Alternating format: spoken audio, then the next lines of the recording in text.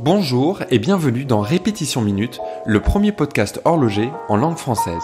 Je suis Marc Montagne, passionné d'horlogerie et également fondateur de Toolwatch, l'application qui permet de mesurer la précision de ses montres.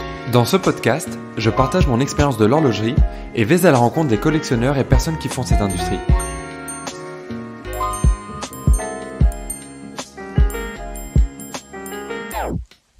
Bonjour à tous, aujourd'hui je vous présente un épisode un petit peu spécial car enregistré pour la première fois à distance en raison de la crise actuelle liée au coronavirus. À l'autre bout du micro, j'ai avec moi un autre confiné, Pierre Guerrier, cofondateur de la marque Riskers, qui va nous parler des différentes étapes pour créer une marque de montre. Cela fait plusieurs mois que nous avions parlé de faire cet épisode, je suis donc ravi d'avoir enfin pu le faire. Salut Pierre, comment vas-tu ?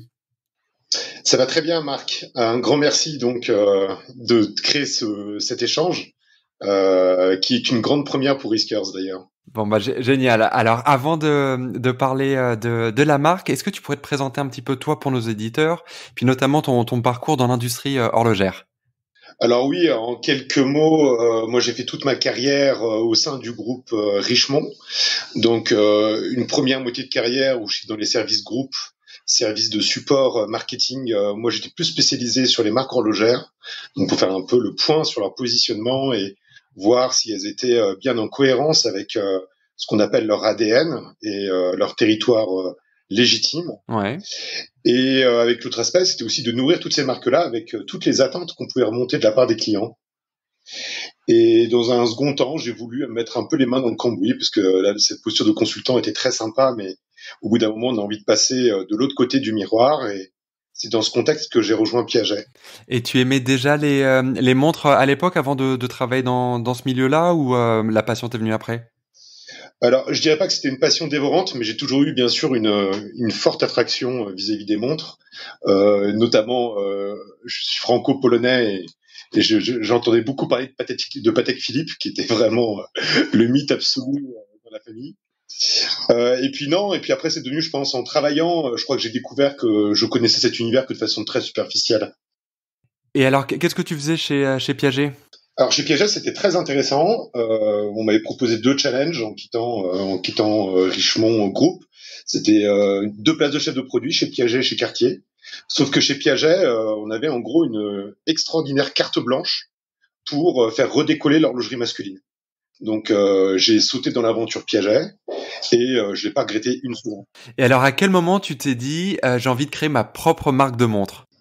Alors bon, ça plaira à des amateurs d'horlogerie parce qu'en plus c'est vraiment la réalité. C'est à partir du moment où j'ai commencé à quitter le département marketing, j'ai fait 5 ans de développement produit. Et puis il était temps après de diversifier, de voir d'autres départements.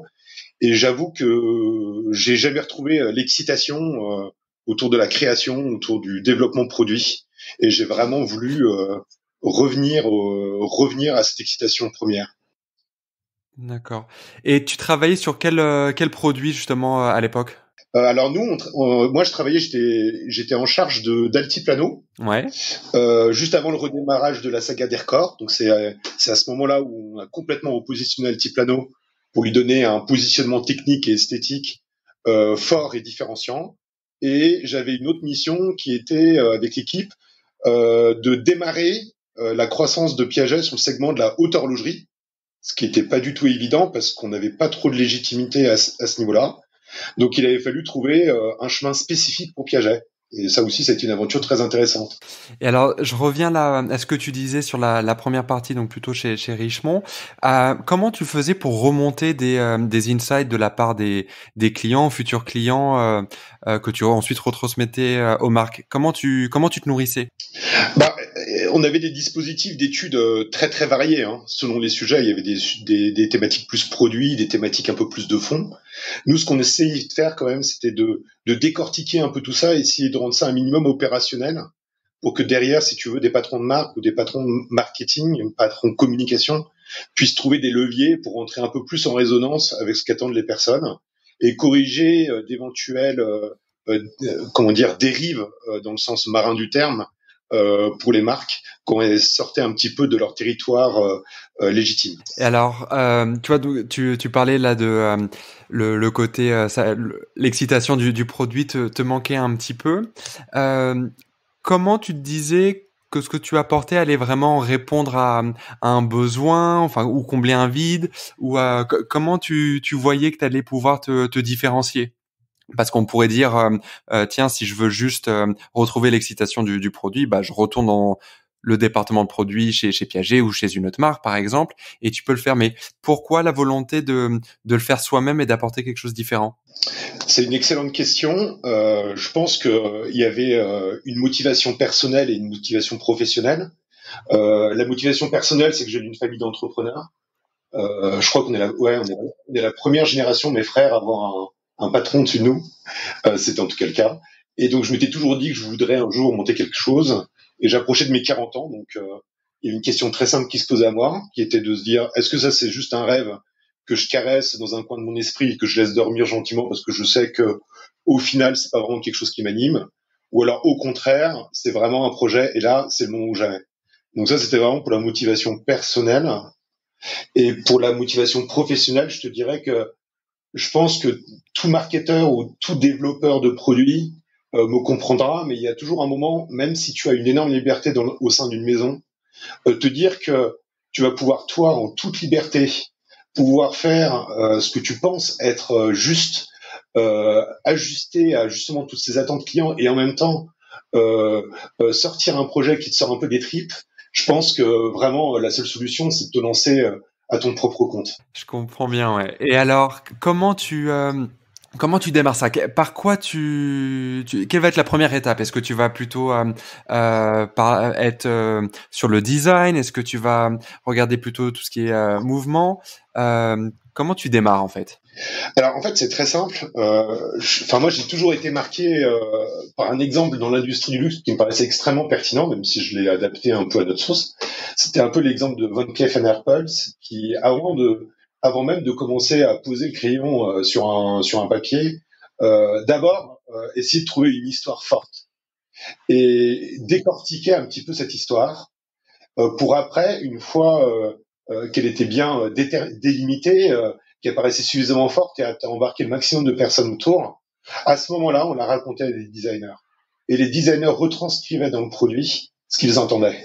Et les résultats étaient toujours d'une grande force.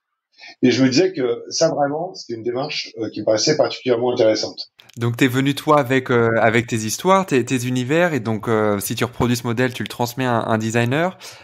Comment tu trouves un designer? Comment ça s'est passé la relation avec lui? Alors le designer, il faut bien savoir que c'est un choix qui est extrêmement compliqué parce que ça dépend vraiment d'abord de ce qu'on souhaite faire et ça dépend aussi beaucoup du positionnement pris. Et je me suis rendu compte, et c'est un petit peu le nœud gordien qui est un peu attaché à notre progression, c'est qu'on s'est tous retrouvés entre professionnels du luxe à travailler sur un segment Access. Donc c'était un petit peu décalé, c'était assez rigolo. Et j'ai rencontré moi des designers par exemple spécialisés dans l'Access.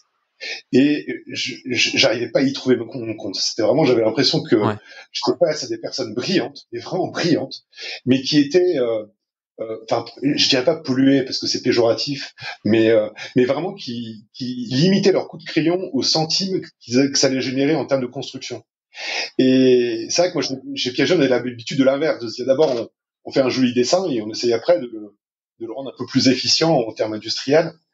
Et déjà, ça, c'est une première chose, quoi. C'est soit on se laisse emprisonner par un secteur, par un segment, et on se dit, on accepte de travailler avec des professionnels de ce segment. Et nous, ça n'a pas trop été le cas. On a voulu vraiment un artiste. Et qui dit artiste, ben, dit coup de crayon particulier. Et c'est là où on est retombé finalement, parce que c'est quelqu'un que je connaissais, entre les pattes de Malo, qui est un artiste plus que complet. Et alors, donc lui, il vient du design horloger. Quel est son parcours? Alors son parcours il est extrêmement intéressant parce que il a une formation plutôt généraliste. Après, c'est quelqu'un sur lequel le groupe a misé parce qu'il a fait la Creative Academy à Milan. Il a Ok. ensuite Donc intégré Richemont, ouais. Vacheron, donc Richemont, pardon, excuse-moi, oui, exactement. Ouais. Il a ensuite intégré Vacheron où il a énormément appris. Et après, il a eu envie, et c'est là où son parcours n'est absolument pas conventionnel parce qu'on pourrait se dire une fois qu'on est designer chez Vacheron, on est heureux. Et lui est vraiment en recherche de diversité. Et vraiment, il est guidé par cette envie de créer de façon la plus large possible.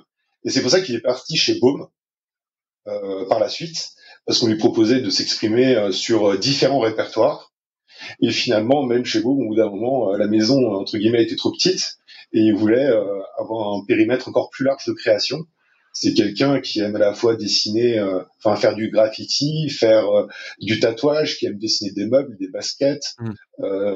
des montres. Enfin, c'est un artiste vraiment au sens complet du terme. Et alors, une fois qu'on a le design comme ça, j'imagine, bon voilà, vous mettez d'accord sur un design par rapport aux histoires que tu racontais.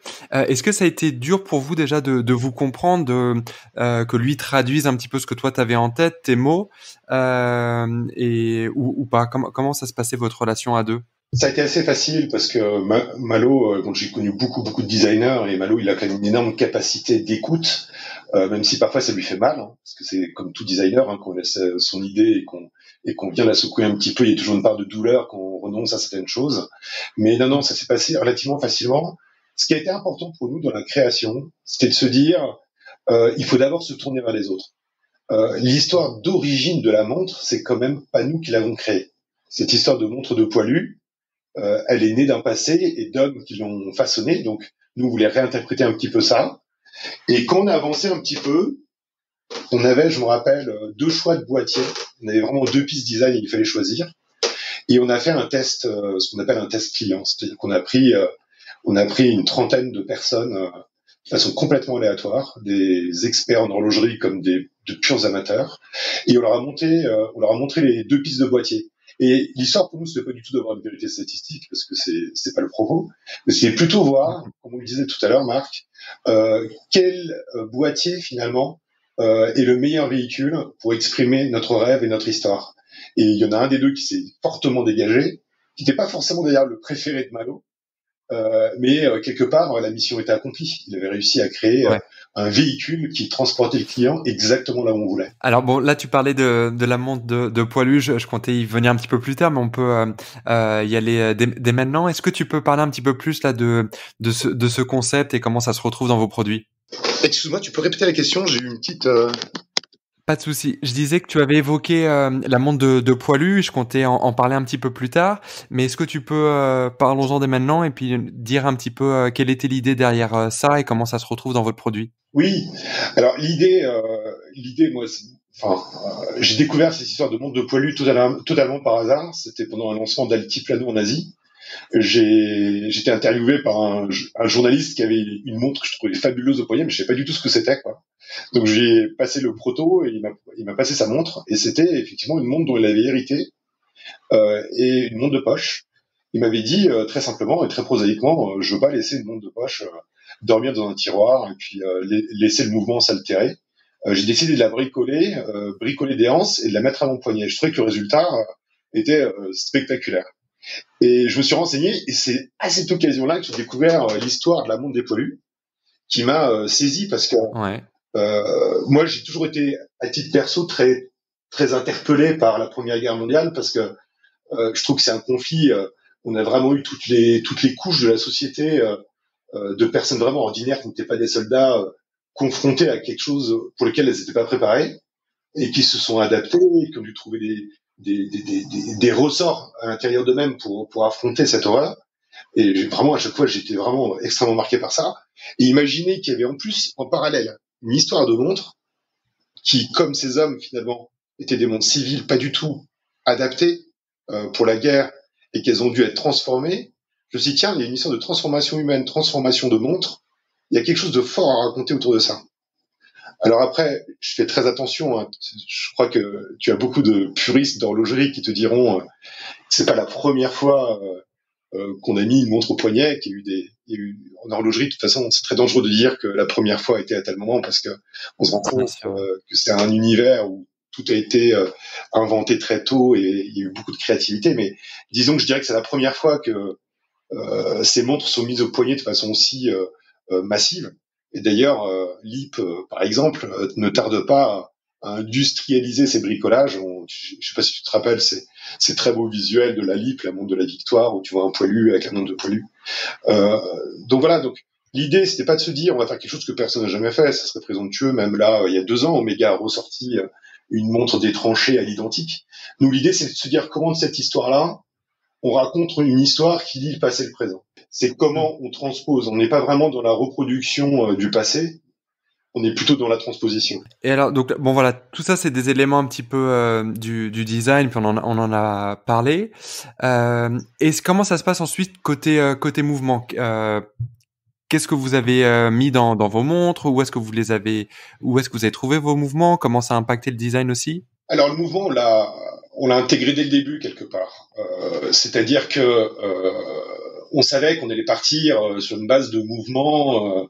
On voulait un automatique avec date, et là t'imagines bien que ça soit chez ETA ou chez Seita ou chez STP, c'est exactement le même pointage. Donc on savait dès le début où placer la date, où passer la seconde. Enfin, tout était déjà calé. Même il nous était très très difficile de savoir dès le début chez quel fournisseur de mouvement on allait passer, parce que ETA, comme tu sais, a considérablement réduit ses approvisionnements des marques de notre type.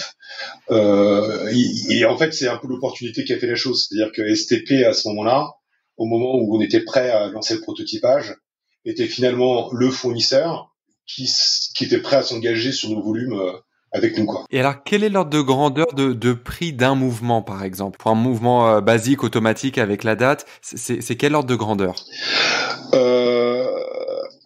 Euh, le prix du mouvement, après, il dépend beaucoup des volumes. Hein. C'est des catalogues. Enfin, après, t'as toujours des petites marges de négociation, mais on est autour de, je peux pas dire le prix exact, mais on est autour de 100 balles. Non, c'est juste pour avoir un ordre de grandeur, et c'est pour te poser la question suivante. Est-ce que ça veut dire que voilà, n'importe qui pourrait venir avec une commande et s'approvisionner en mouvement et puis tenter de créer sa propre montre? Alors, pas tant que ça. C'est facile d'accès? Non, pas du tout. Moi, je trouve que c'est pas du tout facile d'accès. On ne demande vraiment pas de blanche. Alors moi personnellement, on n'a pas du tout joué aux aventuriers. Moi, j'ai aucune compétence en production pure, et on est passé par des experts qui coordonnent tout l'aspect technique, donc du développement, en passant par la production et par après la logistique. Donc on a vraiment nous des experts qui sont en lien avec ces fournisseurs, qui travaillent pour d'autres marques et qui du coup obtiennent quelque part ces possibilités-là. Mais non, c'est loin d'être évident. Je pense qu'il y a tellement... Pardon. Non, vas-y, Pierre, excuse-moi. Non, il y a tellement de projets horlogers, il faut vraiment avoir conscience qu'il y a énormément de marques qui se montent, et il y a aussi beaucoup de faillites. Donc tous ces fournisseurs-là veulent vraiment s'assurer d'avoir des gens sérieux en face d'eux. Bien sûr. Là, je crois qu'on a un tout petit décalage, donc c'est normal qu'on se marche un petit peu sur les pieds. Par rapport au mouvement que tu citais, là, t'as cité que des noms de fabricants de mouvements suisses. Ça veut dire que dès le début, vous saviez que vous feriez un approvisionnement auprès de ces fabricants suisses, ou alors est-ce que vous avez aussi envisagé d'aller chercher les mouvements en Asie, notamment au Japon avec Seiko, par exemple? Quelle était la démarche derrière tout ça? Alors, moi, pour être totalement transparent, il y a le positionnement de Riskers ne porte pas un combat technique. Et donc, dès le début, on s'était dit que, au titre de conviction personnelle, on préférerait que le maximum soit fait en Suisse et de façon locale, mais que si c'était pas possible économiquement, bien entendu, qu'on se rabattrait sur d'autres solutions. Donc c'était pas, je te dirais qu'on n'était pas complètement verrouillé sur cette question-là. Après, d'autant plus qu'on voyait le niveau de finition, et ça on en parlera sans doute. On a designé une montre de luxe. Moi, j'étais extrêmement anxieux du positionnement prix. Donc, on était vraiment en tension là-dessus. Après, qu'on s'est rendu compte de permettre sur le mouvement sur la montre automatique, d'être Swiss made, ben, on a sauté sur l'occasion. On était tellement heureux. Mais on était loin d'être sûr d'y arriver dès le départ. Bon, c'est bien, tu introduis un autre sujet que je voulais, dont je voulais parler avec toi, c'est celui du prix. Comment vous arrivez à déterminer un petit peu le prix de vos produits, et puis bah voilà, à quel segment de prix vous vouliez vous attaquer? Alors nous, dès le début, il y a beaucoup d'histoires de tension dans ce qu'on souhaitait. Hein. On se voyait pas offrir une montre chère, trop chère du moins, étant donné qu'on se revendique être un petit peu la montre des poilus. Donc des hommes ordinaires qui portaient des montres ordinaires quelque part. Donc notre souhait le plus profond, vraiment notre souhait le plus profond, c'est d'offrir un très joli garde-temps avec le maximum de code luxe au prix le plus abordable possible. Ce qui fait qu'aujourd'hui, on est arrivé à une montre. Donc, je te parle de la montre automatique, hein, parce qu'on a un modèle quartz un peu moins cher, mais la montre automatique est à 1430 euros. Ouais, donc ce qui est plutôt, on va dire, plutôt abordable par rapport à d'autres marques, évidemment. Tu parles tout le temps, tu dis et j'ai oublié de te demander de présenter un petit peu l'équipe. Alors, on est 2 associés. Ouais. Et d'ailleurs, c'est grâce à mon associé qu'on en est là, parce que il y a quand même une particularité quand on lance son entreprise. Enfin, en tout cas, je parle pour moi. C'est que le faire seul est un peu déstabilisant. Et moi, je t'avoue que ce qui m'a le plus drivé, motivé dans ma carrière, c'est finalement de travailler en équipe. C'est quelque chose qui pour moi est fondamental. Ouais. Donc, me lancer tout seul, c'était pas quelque chose qui m'excitait beaucoup. Et surtout, j'avais en face de moi un garçon qui était animé par donc Thomas, qui était animé par son amour de l'horlogerie, mais qui en même temps venait du monde du service où il avait créé plusieurs entreprises. Donc lui créer une boîte, c'était un peu son quotidien. Et il venait pas de là, donc il n'était pas encore trop intoxiqué par, tu vois, tous nos vieux réflexes qu'on a travaillé dans le luxe. On tourne un petit peu en rond parfois, et donc du coup, son regard neuf a été décisif à plusieurs occasions, quoi. À côté de ça, je te dirais que donc Malo, dont j'ai déjà parlé, donc le designer, et on a ensuite donc une équipe qui s'occupe de tout ce qui est technique et prod. On a une illustratrice, donc ça on en parlera sans doute plus tard, mais donc on a une illustratrice qui travaille pour nous et une stagiaire depuis un mois. Ok, alors donc là, voilà, on a une équipe, on a un produit, on a le prix. Comment ça se passe ensuite la distribution? Comment tu présentes à des revendeurs? Enfin, d'ailleurs, je sais pas si vous passez par des revendeurs ou si vous êtes exclusivement en direct. Comment ça se passe tout ça? Alors pour l'instant, c'est une étape à laquelle on n'est pas encore passé. On a rencontré différentes personnes, mais bon, avec le confinement, en plus, ça nous a considérablement freiné. Tu m'étonnes. Non, l'idée, c'est que on a lancé un Kickstarter en novembre-décembre, de façon à pouvoir lancer la prod des montres, financer une partie du moins de la prod des montres. Et pour arriver à cet objectif, on a travaillé un an en amont en essayant de partager au maximum de gens notre démarche, en essayant d'agglomérer le maximum de personnes autour de nous, et de façon à arriver en novembre-décembre à une campagne de précommande en ayant rassemblé une espèce de, enfin, j'aime pas dire communauté parce qu'on a l'impression que c'est une secte regroupée dans un lieu, mais en essayant d'avoir regroupé le maximum de personnes autour de nous et avoir créé assez d'amis pour que ça fonctionne, et ça a fonctionné. Et pour l'instant, on est encore dans un système de vente en direct, surtout sur notre site internet, mais on a beaucoup d'idées pour la distribution. Tu veux qu'on en parle maintenant ou... Bah oui, volontiers, ouais. Alors l'idée, bon, il faut pas être présomptueux. On a besoin du réseau traditionnel. Enfin, surtout de notre cas, c'est très marrant. Qui ont quand même besoin de tenir la montre physiquement, même s'ils l'achèteront pas forcément en ligne, mais de voir la montre. Donc ça veut dire qu'on a un lieu où les exposer. On a besoin d'experts pour répondre aux questions. Donc évidemment, on est en approche de distributeurs traditionnels. Mais on explore d'autres façons aussi de vendre nos montres. Moi, je pense notamment à deux choses auxquelles je crois vraiment fortement. La première, c'est d'essayer de trouver aussi des lieux alternatifs où on ne serait pas forcément mis en concurrence avec une cinquantaine de marques sur une devanture, mais où on serait peut-être la seule marque, dans un lieu un peu atypique, ouais, comme des concept stores, des lieux. Quel type de lieu?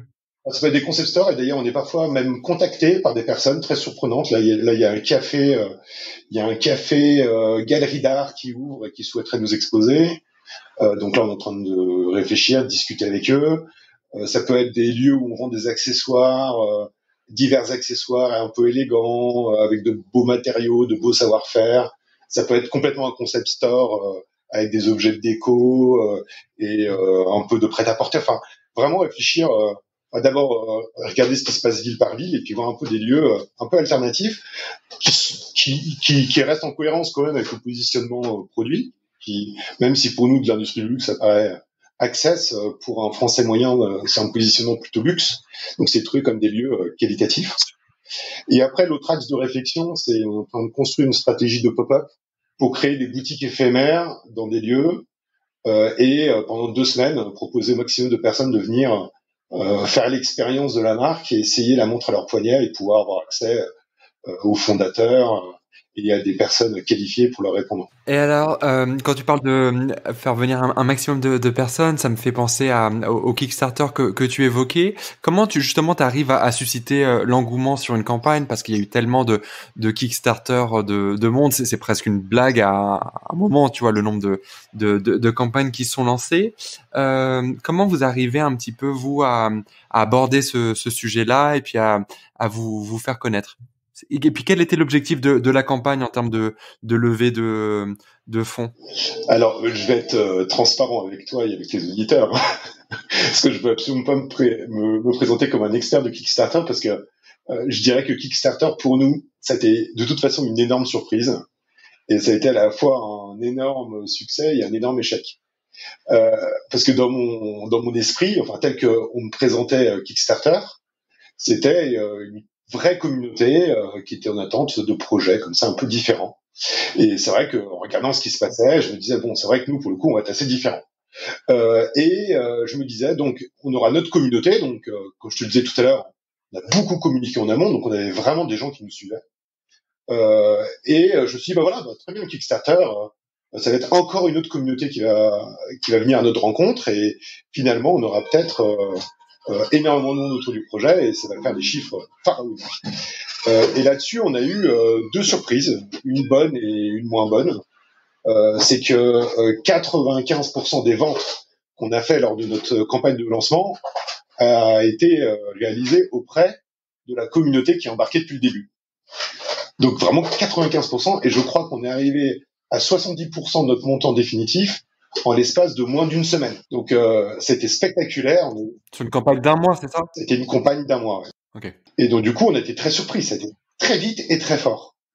Donc ça voulait dire que finalement, les gens qui nous suivaient n'ont pas été surpris, ont adhéré au produit, trouvé ça cohérent. Donc ça, on a été mais très heureux. Après, en revanche, on a eu très très très peu de ventes avec ce qu'on appelle les backers. Donc cette soi-disant, enfin, je doute pas de son existence, mais en tout cas, je l'ai pas rencontré, comme dirait l'autre. Et je pense qu'il y a plusieurs raisons à ça. Si cette communauté existe, bon, je pense qu'elle est déjà ultra sollicitée. Je pense aussi que notre projet, on a fait le pari d'avoir une interface très design, très graphique, très carrée, très illustrée. Et on a eu plusieurs fois la remarque de bah dis donc, vous êtes combien dans cette boîte? J'ai l'impression qu'on était déjà une multinationale avec plusieurs millions, alors qu'on était vraiment en mode garage comme les autres, mais sauf qu'on avait essayé de faire les choses un peu autrement. Donc peut-être qu'on avait un peu moins visuellement l'impression d'aider des entrepreneurs qui étaient vraiment à leur début. Alors peut-être. Et puis après, je pense que notre panier moyen était peut-être un petit peu élevé. Moi, je pense que le côté produit vraiment propre et puis illustration, etc. Je suis pas sûr que ça soit ça qui change grand chose parce que tu vois des projets sur Kickstarter. Enfin, clairement, c'est même créé par des grandes marques. Il me semble que, bah, si on reste dans l'univers horloger, il me semble qu'Alpina avait fait un lancement d'un modèle sur Kickstarter. Mais bon, moi, j'ai jamais fait de campagne, donc c'est vraiment mon avis comme ça. Mais je me dis qu'il y a quand même, c'est pas une solution miracle et qu'il faut avoir une communauté et de la faire venir dessus ou réussir à créer une communauté sur Kickstarter et à les engager. Mais je pense que tu as beaucoup de gens qui se font des rêves de Kickstarter, que ce soit pour des projets horlogers ou pas, et qui s'imaginent lancer quelque chose, et puis que d'un coup, des dizaines de milliers de personnes vont soutenir un projet un petit peu sorti de nulle part. Je pense qu'en fait, il y a énormément de travail derrière tout ça, comme pour tout. Et puis voilà, c'est ça qui va faire la différence. Tu parlais de l'illustration de votre illustratrice, et c'est quelque chose voilà qui m'a tout de suite frappé quand on regarde un petit peu vos produits, l'univers graphique, à la fois dans le produit en lui-même, mais après évidemment dans votre communication. Comment ça s'est fait ce parti pris là d'aller vers davantage d'illustration plutôt que des photos produits très classiques, des beauty shots dans tous les sens, des 3D. Vous avez pris un parti pris qui est vraiment différent, et il vient d'où ce parti pris? Il vient d'une grande réflexion parce que déjà enfin moi à titre perso, et puis je pense que tu partages ce constat, mais je suis parfois atterré. L'horlogerie est un secteur qui fourmille d'innovation et de créativité autour du produit, et qui est paradoxalement extrêmement stéréotypé en termes de contenu. Et je pense que d'ailleurs ça tue les maisons. Si demain je te mets un yacht avec un gars qui porte une montre de luxe et que je te vire le logo, je pense que personne ne serait capable de l'attribuer à une marque en particulier. Idem pour les avions, idem pour les automobiles, enfin le polo, n'en parlons pas. Donc l'idée déjà, c'est de se dire, nous on est tout petits, on est tout kiki, donc déjà on va pas s'amuser à faire comme les autres, on ne peut pas, on n'a pas les moyens, parce que quand tu as une communication stéréotypée, la différence elle se fait sur le budget. Et ce budget-là, on l'a pas. Déjà, c'était un constat de départ qui est de dire, visuellement, si on n'a pas un angle d'attaque complètement différent, on n'y arrivera pas. Après, la deuxième réflexion, c'était de se dire, d'accord, une fois que tu as dit ça, c'est gentil. L'autre impératif qu'on avait, l'autre envie qu'on avait, c'était de faire rêver. Donc déjà, faire rêver autour aussi, on se rend compte aujourd'hui, et ça c'est une chose que les grandes marques n'ont pas encore compris forcément, c'est qu'aujourd'hui, il y a une vraie quête d'authenticité. Donc ce mot, on n'en peut plus parce que il a été utilisé et réutilisé, mais en tout cas cette quête est là. Et on ne peut pas nourrir les gens, on ne peut pas nourrir les gens autour de rêves qui sont uniquement autour de l'avoir. On peut pas constamment leur dire c'est quand tu auras ta piscine à débordement et ton yacht en bois véritable que tu auras réussi ta vie. Aujourd'hui, les gens sont autant drivés par le statut qu'avant, seulement le statut a changé de substance. Du moins, c'est ce que je crois. Aujourd'hui, quand tu achètes une montre, c'est moins pour dire que tu as réussi et que tu es un mec qui gagne énormément d'argent que pour dire qui tu es. Ça exprime quelque chose que tu es ou que tu souhaiterais être. Et donc, du coup, on s'est dit, il nous faut un visuel qui nous transporte dans un rêve et dans un rêve ancré dans la réalité. Et après, on avait un besoin aussi très pragmatique qui est de juguler notre univers. C'est-à-dire que nous, on célèbre les personnes ordinaires, entre guillemets, enfin anonymes, je préfère, les personnes anonymes qui prennent des risques pour les autres dans tous les domaines. Donc, t'imagines bien que parfois, on va voir cohabiter des univers militaires, où on peut avoir parfois une perception de violence, et à côté de ça, des cadres où on peut avoir le sentiment que ça manque d'aspérité. Donc, il nous fallait aussi un style visuel qui jugule les choses. On puisse rajouter du contraste ou alors rajouter de la douceur. Et en tout cas, visuellement, créer un lien entre eux. Et c'est là où l'illustration est venue, parce que moi, je me rappellerai toujours du lancement de la Ballon Bleu, que j'avais trouvé génial avec cette BD à la Black et Mortimer. Et je m'étais dit, mais pourquoi pas carrément... Alors, je connais pas cette histoire. Je connais la Ballon Bleu, je connais la BD, mais... Quand ils avaient lancé Ballon Bleu, ils avaient fait, dans le dossier de presse, je crois, oui, c'était dans le dossier de presse, ils avaient fait des planches de BD style Black et Mortimer. Et je trouvais que c'était fabuleux, et ça avait pas mal buzzé à l'époque. C'était inhabituel. Et à ce moment-là, je me dis, mais c'est malin, parce que par l'illustration, par le dessin, tu peux vraiment embarquer les gens dans l'imaginaire. Si moi, dans un de mes visuels, je montre quelqu'un en train d'escalader une montagne, si je le prends en photo, ça devient un technicien qui est sur une paroi. Et là, c'est pas toujours évident de s'identifier. En revanche, quand il est en dessin, on peut très bien s'imaginer que ça peut être nous. C'est intéressant, puis j'aime bien comment tu arrives à récupérer un petit peu des éléments et de ta vie passée et comment tu réutilises et réinterprètes ça. Tu parlais beaucoup de stéréotypes et un autre stéréotype qu'on voit souvent dans le luxe de façon générale, pas juste en horlogerie, c'est le concept un petit peu d'ambassadeur. Et vous, j'ai vu que vous aviez des ambassadeurs un petit peu particuliers. Tu en as touché rapidement un mot, mais est-ce que tu pourrais développer un petit peu sur cet aspect-là? Oui, alors parce que nous, on a essayé de remettre un sens derrière ces mots. Et on a fait tout de suite la différence entre ambassadeur et influenceur. Alors je pense que chacun fait comme il l'entend, mais nous, en tout cas, la démarche qu'on a décidé de déployer, c'est on a les ambassadeurs et pourquoi pas les témoins qui ont un autre rôle chez nous. On a vraiment deux statuts, ambassadeur, témoin, influenceur. Les ambassadeurs et les témoins sont ceux qui vont incarner le concept de marque. C'est-à-dire, Riskers ne mettra en avant, par souci de cohérence et quelque part de cohérence et d'authenticité, Riskers ne mettra en avant que des personnes qui illustrent, qui incarnent sa thématique. Donc le risque pour les autres. On a eu déjà des propositions de gars qui prenaient des risques incroyables, c'était des risques pour eux-mêmes. Ça veut pas dire qu'on le dénigre, c'est très bien, mais en tout cas, c'est pas notre territoire. Nous, on ne mettra en avant que des personnes qui prennent des risques pour les autres. En revanche, il y a des personnes qui, aujourd'hui, sur les réseaux sociaux, sont prescriptrices de style, qui ont travaillé une certaine identité autour de leur profil, autour de leur publication, qui ont des personnes qui les suivent parce qu'elles s'identifient à leur style. Et là, on envisage très bien de pouvoir travailler avec elle. C'est-à-dire qu'elle prendrait les démons de Riskers pour les immerger dans leur univers et montrer ce que pourrait être un porté Riskers dans leur univers. Et comme ils sont quelque part prescripteurs de style, moi, au contraire, j'en serais très content. En revanche, eux, les mettre en avant me semblerait dissonant parce que les personnes ne comprendraient plus. Ils se diraient quelque part, finalement, vous faites comme les autres et vous mettez en avant des personnes qui sont uniquement là parce que quelque part, elles ont du goût et qu'elles ont su nourrir une communauté autour de thématiques un peu futiles. Donc voilà. Donc l'idée pour nous était vraiment sans les dénigrer, mais plutôt en les ordonnant les uns aux autres. Et je parlais avec un influenceur qui était vraiment fanatique de cette distinction, parce que c'est remettre chacun face à ce qu'il apporte. L'ambassadeur, nous les ambassadeurs qu'on a choisis, bon à part les troupes de montagne, tu me diras, mais les ambassadeurs qu'on a choisis ne sont pas nécessairement extrêmement puissants en termes de nombre d'abonnés. Mais c'est pas ce qu'on cherche chez eux. Ce qu'on cherche, c'est le contenu de leur vie. En revanche, chez un influenceur, on va chercher une adéquation entre son style et ses followers.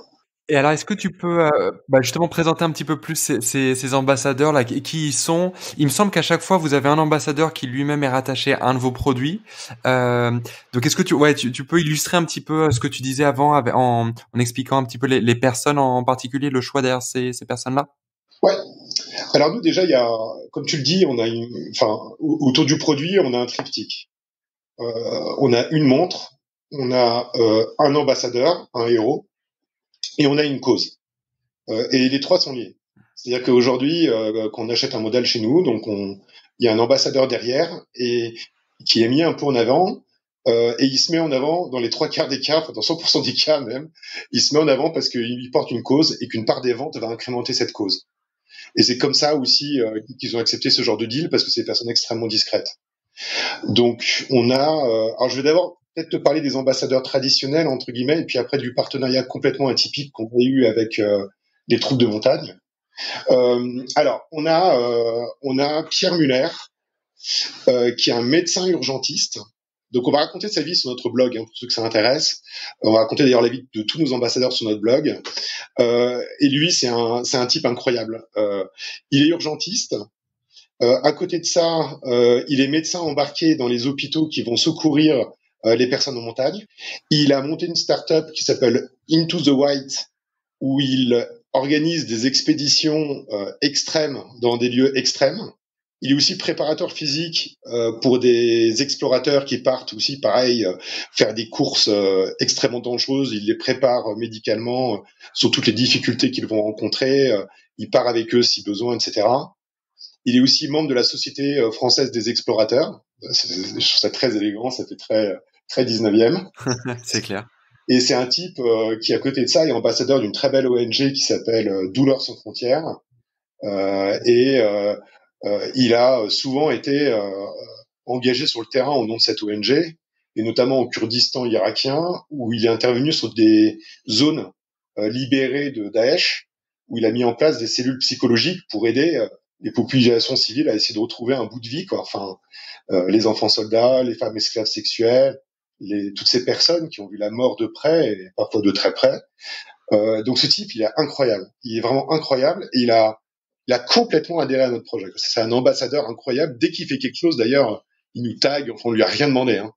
Et donc voilà. Donc lui, c'est l'ambassadeur de notre modèle Chapter 3.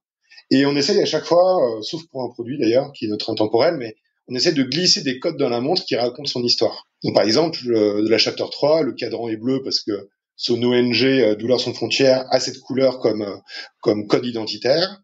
Et l'aiguille rappelle, elle est rouge et orange, et l'aiguille rappelle la couleur des hélicoptères de la sécurité civile. Et c'est marrant parce que du coup, quand il parle de cette montre, il est hyper ému. Il aime beaucoup cette montre, il s'est complètement identifié à elle. Et c'est un petit peu ça qu'on voulait créer. Après, on a un autre ambassadeur, donc pour illustrer encore une fois différents exemples de courage pour les autres, on a un autre ambassadeur qui s'appelle Guillaume Davoville. Alors lui, ce qu'on a aimé dans son parcours, c'est qu'il cochait toutes les cases pour gagner énormément d'argent.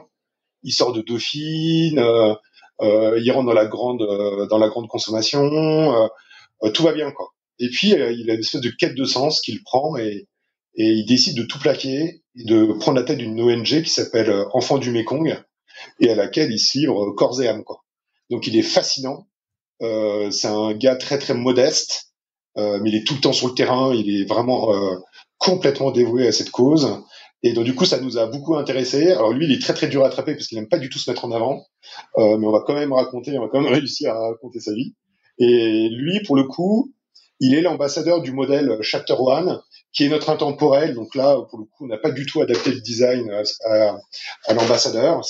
On va changer d'ailleurs d'ambassadeur tous les ans autour de ce modèle. Et bien sûr, du coup, la part des ventes va en fond du Mekong. On a un autre ambassadeur. Alors lui, paix à son âme, il est là pour nous ramener à l'histoire des tranchées.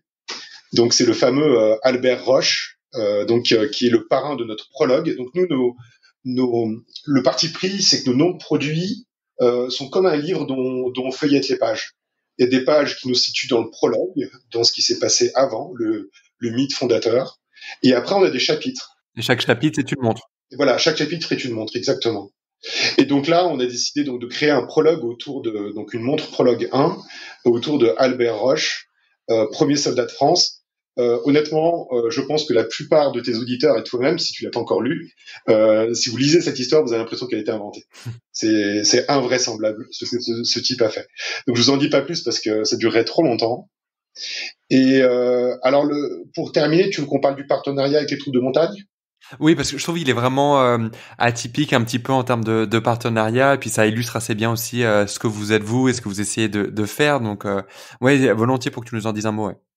Alors c'est quelque chose de complètement invraisemblable, qui a pas du tout été réfléchi de notre côté, qui nous est tombé un peu de façon complètement miraculeuse. Un jour, je reçois un coup de fil, donc de Jean-Luc, il se reconnaîtra parce que je pense qu'il écoutera ce podcast, et qui m'appelle en me disant bah voilà, écoutez, moi je suis chargé par la brigade des troupes de montagne. Donc la brigade des troupes de montagne, c'est l'entité qui regroupe tout le personnel des troupes de montagne. Ça représente quand même 8000 hommes, hein, c'est quelque chose de gigantesque, et qui me dit voilà, on aimerait bien développer une montre qui célèbre un peu notre unité. Alors moi, je t'avoue, à ce stade-là, on n'était même pas au stade proto, on était au stade où on venait juste de décider de notre boîtier, quoi, si tu veux. Donc ça arrivait très tôt, et donc du coup, je comprenais pas trop. Je me disais bon bah très bien, moi je veux bien en parler avec vous. On se retrouve à la terrasse d'un café à Annecy. Je lui présente le projet, mais de façon très détendue parce que pour moi il pouvait pas être question de partenariat. On n'était rien, on n'existait pas, on n'avait pas de montre. Et tout de suite il m'a dit qu'il était, je pourrais pas citer le nom de la marque, mais en contact, qu'il y avait déjà des designs, hein, avec une marque horlogère de renom sur Genève. Et donc du coup pour moi on était disqualifiés d'office, quoi. Ouais. Donc bon, je me suis dit, bon, on va créer une amitié autour de la marque. Enfin, j'étais content de le rencontrer, c'est atypique. Et en fait, à la fin, il m'a dit bon, ben, on en reparle, je reviens vers vous.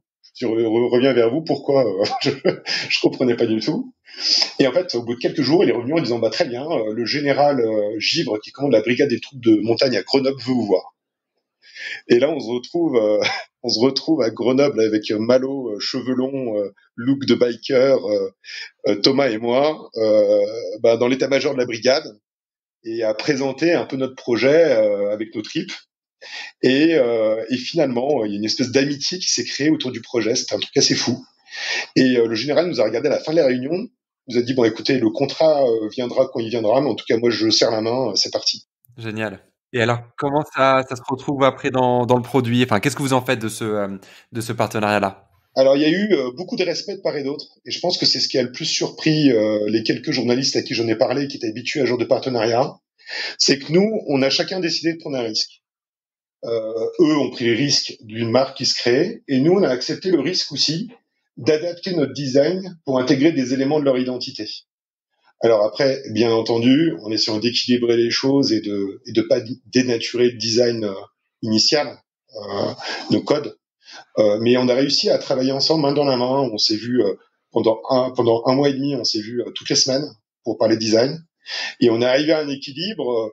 Et ce qui nous a rendu extrêmement heureux, c'est que nous, on a eu l'impression de faire vivre, finalement pas de la dégrader, mais de faire vivre notre identité en dehors de ces frontières un peu étriquées qu'on avait fini par dresser. Et eux, on a eu une très belle réaction où ils ont vraiment eu l'impression que cette montre parlait d'eux de façon subtile et pas trop ostentatoire. Et on a voulu vraiment aller même très loin. Enfin là, je suis hyper heureux parce que je suis avec des pros de l'horlogerie, mais on a utilisé les milliards de possibilités que nous offre un cadran horloger, quoi. Enfin, même le traitement de surface du cadran, on a décidé de faire un sablé parce que le sablé, pour eux, ça leur représentait tout cet univers minéral de la montagne. Ils aimaient bien ça. En plus, ça renvoie une couleur mate, donc une couleur plutôt sobre, plutôt sportive. Donc eux, ils étaient vraiment en résonance avec ça. Et après, c'était dans le choix des couleurs où il a fallu trouver aussi des adaptations parce que ils voulaient souvent des couleurs qui faisaient référence à des tenues de camouflage qui avaient pour but de s'évanouir dans la nature. Nous, au contraire, les aiguilles sont là pour rehausser l'identité d'un cadran, donc il a fallu trouver un juste milieu, mais finalement, on a réussi à raconter un petit peu avec cette aiguille, avec cette étoile qui représente l'étoile du glacier, avec ce bleu glacier qui rappelle l'étoile des éclaireurs, les couleurs des aiguilles, donc qui rappellent les montagnes chaudes, leur tenue de camouflage, et surtout, alors je sais pas si je peux parler du fond parce que c'est assez rigolo, c'est que on a essayé de mettre leur insigne traditionnel sur le fond du boîtier et ça convenait pas du tout parce qu'ils avaient un truc très en longueur, ça faisait un peu patte de mouche. Et finalement, on s'est retrouvé embarqué à les aider à finaliser un nouveau logo qu'ils avaient en tête. Jean-Luc qui avait dessiné, donc qui est le chef de projet, qui était un peu le lien entre eux et nous, avait déjà designé un nouveau logo, un peu plus sharp, vous le découvrirez sur le fond du boîtier. Et c'était rigolo parce que finalement, à cette occasion-là, ils l'ont finalisé, ils l'ont déposé, et ça va devenir vraiment le logo de leur brigade. Et alors j'aime bien parce que tu parlais de la définition du cadran, le côté sablé, puis je trouve que ça joue bien avec le bracelet qui est beige, qui est en sorte de toile ou de nylon.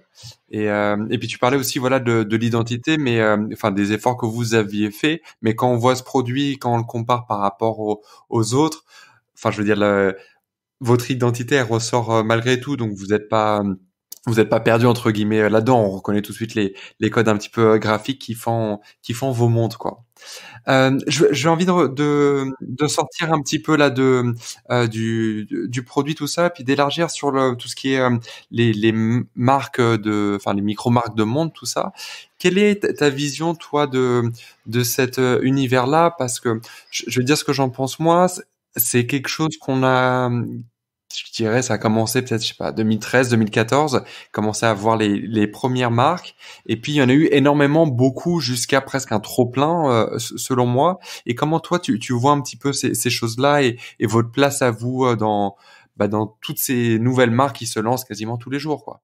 Ouais, c'est une excellente question à laquelle je suis arrivé à une théorie, enfin qui m'est très personnelle et qui rejoint un petit peu ce qu'on se disait précédemment, Marc, qui était autour du stéréotypage finalement de la communication des marques de luxe et a fortiori des marques horlogères.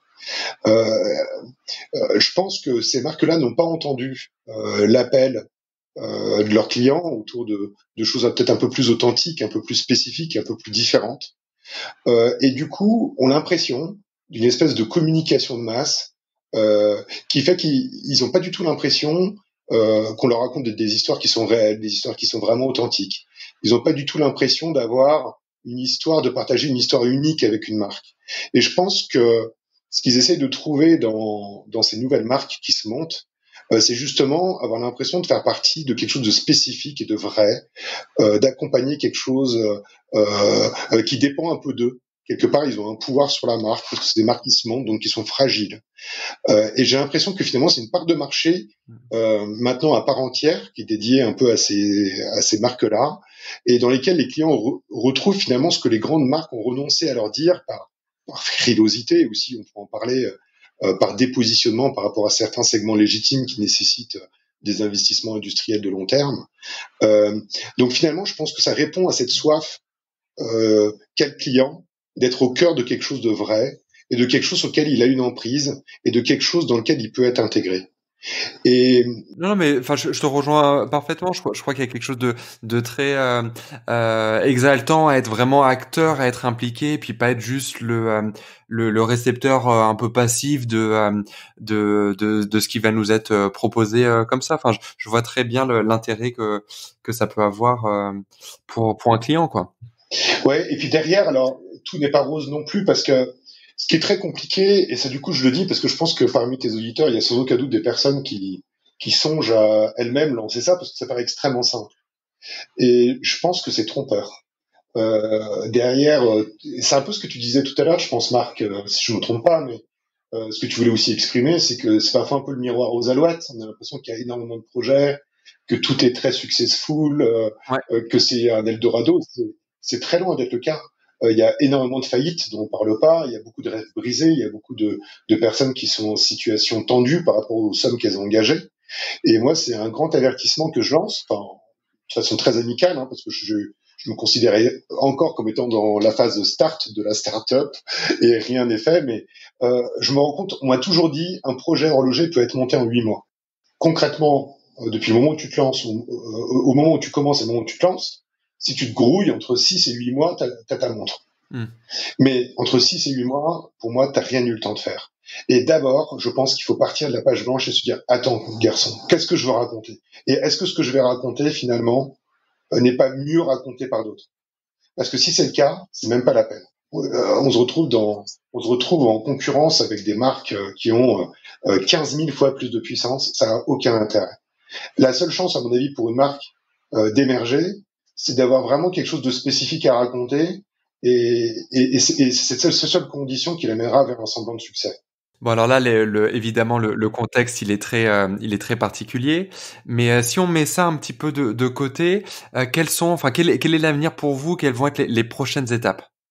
Moi, je joue encore une fois le jeu de la transparence, parce qu'il s'agit que, encore une fois, ceux qui hésitent à se lancer aient quelques informations, parce que nous-mêmes, on a été nourris de personnes qui nous ont aidés, même ce qu'on estimait, ce qui aurait pu être des concurrents. La première phase, nous, de lancement, elle est réussie à notre échelle, bien sûr. On a eu l'argent pour lancer la production. On a eu une couverture presse juste magique, quoi. Enfin, on a eu des parutions qu'on pensait jamais pouvoir avoir, et tout ça gratuitement. Ce qui m'amène à dire qu'on pense souvent aux communautés, pensez aussi aux journalistes. Ils aiment beaucoup raconter de nouvelles aventures et très souvent on les oublie et je pense que c'est une terrible erreur. Donc nous, la première phase est réussie et la deuxième va être tout aussi décisive que la première.